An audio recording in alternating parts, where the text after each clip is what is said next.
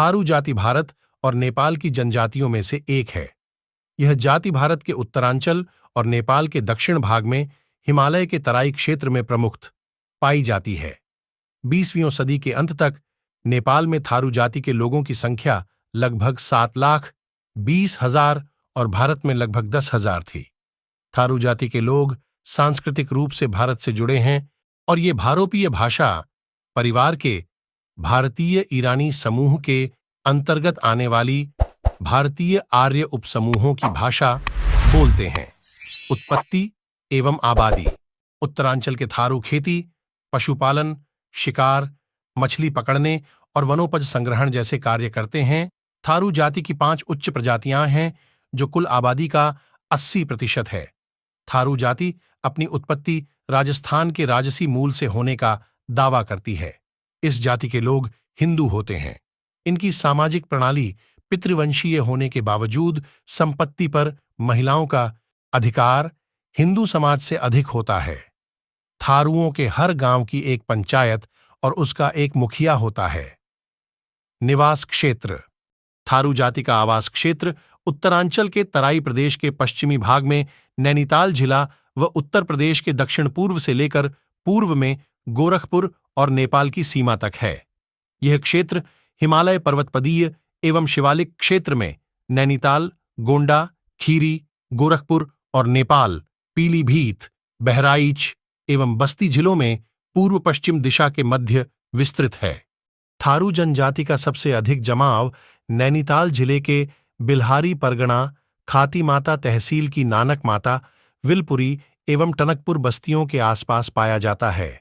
इसी भांति नेपाल की सीमा पर खीरी जिले के उत्तरी क्षेत्रों में बिलराइन से कनकटी के मध्य अनेक थार जनजाति की बस्तियां पाई जाती हैं। इनमें से मुख्य किलपुरी, खाती माता, बिल्हारी एवं नानक माता है। प्रांतीय सरकार ने इन्हें 1961 में जनजाति का दर्जा प्रदान किया था। विद्वान विचार। थारू शब्द की उत्पत्ति के बारे में विद्वानों में काफी मतभेद हैं। अवध गजेटियर के अनुसार थारू का शाब्दिक अर्थ ठहरे है, अर्थात जो लोग तराई के वनों में आकर ठहर गए। नोल्स के अनुसार थारू लोगों में अपहरण विवाह की प्रथा है। पहाड़ी भाषा में थरुवा का अर्थ पैडलर है, अथ इन्हें थारू कहा जाने लगा। कुछ अन्य के अनुसार तराई एक तर प्रदेश है, अतः इसमें रहने वाले लोग तर हो गए और ये अतरहुआ कहे जाने लगे। कुछ की मान्यता है कि जब राजपूत और मुस्लिम लोगों के बीच युद्ध हुआ तो ये लोग हस्तिनापुर से डर या थरथराते हुए यहां आकर रुक गए, अतः इन्हें अथराना कहा गया। एक मान्यता यह भी है कि ये शराब खूब पीते हैं। अथ मैदानों के क्षेत्रीय राजाओं ने इन्हें थारू नाम दे दिया। अन्य विद्वानों के मतानुसार थारू शब्द का अर्थ स्थानीय भाषा में जंगल होता है। इससे जंगल में रहने वाली जाति थारू कहलाती है। कुछ विद्वान थारू मरुस्थल से आने के कारण थारू शब्द की उत्पत्ति मानते हैं। शारीरिक गठन। नोल्स ने इनको द्रविड़ प्रजाति के अंतर्गत माना है और यह कहा है कि दक्षिण की ओर से तराई में आकर ये लोग बस गए। ओल्डहम की मान्यता है कि यह भारतीय जाति से ही संबंधित रहे हैं।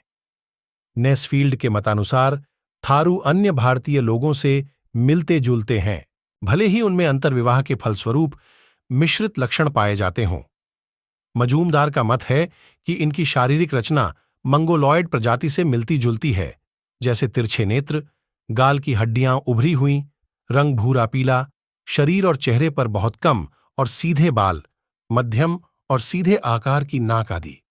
जबकि अन्य शारीरिक लक्षणों में ये नेपालियों से मिलते जुलते हैं, क्योंकि कई शताब्दियों से इनके वैवाहिक संबंध नेपाल के दक्षिणी क्षेत्रों से रहे हैं। थारू स्त्रियों का रंग अधिक साफ होता है। इनका चेहरा कुछ लंबाकार अथवा गोल, स्तन गोल, उठे हुए एवं नुकीले, पिंडलियां अधिक विकसित और होंठ पतले होते हैं, किंतु सिर कुछ लंबा होता है और आंखें काले रंग की होती हैं। वास्तविकता यह है कि थारुओं में मंगोलॉयड और भारतीय जातियां दोनों के ही मिश्रित शारीरिक लक्षण दृष्टिगोचर होते हैं। सांस्कृतिक संपर्कों के फलस्वरूप थारू जाति के शारीरिक लक्षणों में पर्याप्त परिवर्तन हुए हैं। यद्यपि थारुओं का औसत कद आज भी छोटा ही होता है। तराई क्षेत्र के थारुओं का मुख्य भोजन चावल होता है, क्योंकि यही यहां अधिक पैदा किया जाता है। ये लोग चावल को भूनकर या उबालकर खाते हैं। मक्का की रोटी, मूली, गाजर की सब्जी भी खाई जाती है। मछली, दूध, दही तथा दाल भी खाई जाती है। शुष्क ऋतु में ज्वार, चना, मटर आदि भी खाए जाते हैं। आलू तथा चावल के बने जैंड को बड़ी रुचि से खाते हैं। चावल की शराब इनका मुख्य पेय है।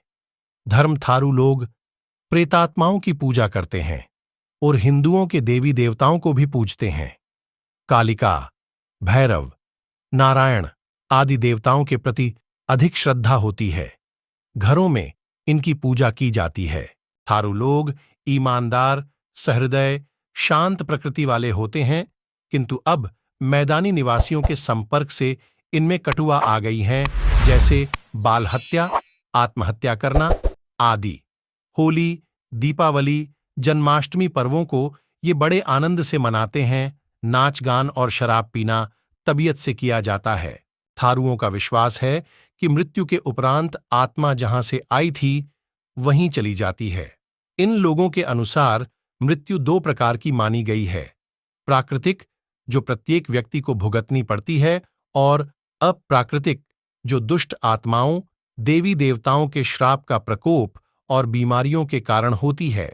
मृत्यु होने पर परिवार के सदस्य शव को स्नान कराकर उस पर हल्दी का लेप कर उसे नए कपड़े पहना देते हैं। फिर श्मशान में ले जाकर लाश को पूरी जला देते हैं, जबकि पहले इसे गाड़ देते थे।